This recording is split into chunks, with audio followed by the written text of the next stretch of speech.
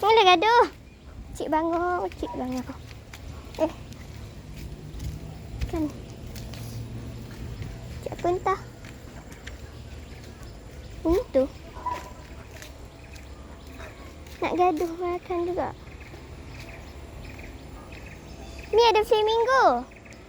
Flamingo yang berkaki dua. Kata kat gambar ni. Tengah flamingo. Berharga.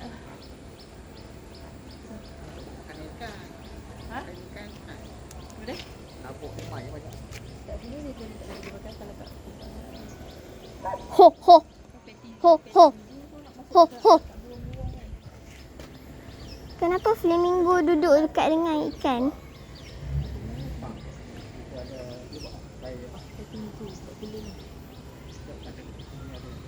Bye bye. Keluarlah. Hu hu ha.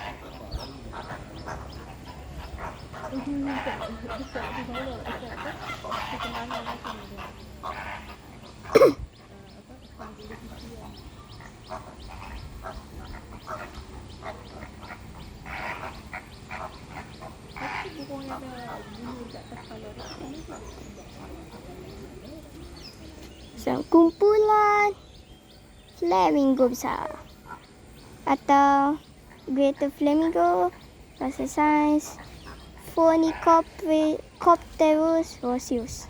Diet dia makan apa tu? Apa benda tu? Siput ah. Dia makan siput. Ni tunjuk.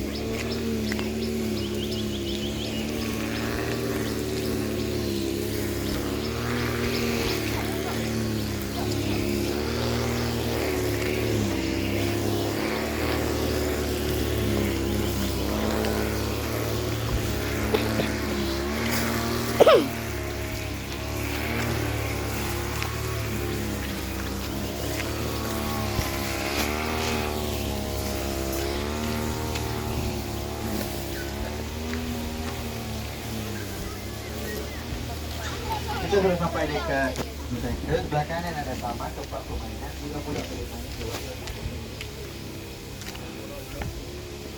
Mereka tak cakap pasal gambar kahwin Apa nanti. dia cakap gambar apa yang burung? Nak burung berkawan. Cantik. Sebagai aduh lagi. Kalau dah. Hoo! Taklah dia tak terbang rakam. Kalau dia rakam bawah tu kan.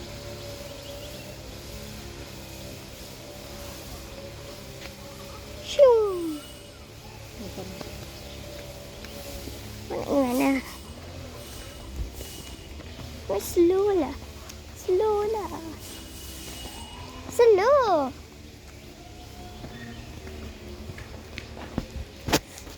Baru boleh duduk. Duduklah. Pelawak main nak pelawak. Ni 200. Mana? No, 2 ekor. Oh, tu dah.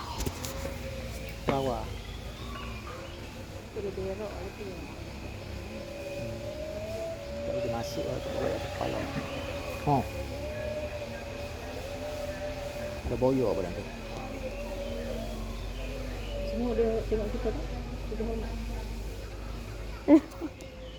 Takutlah kelawar ni.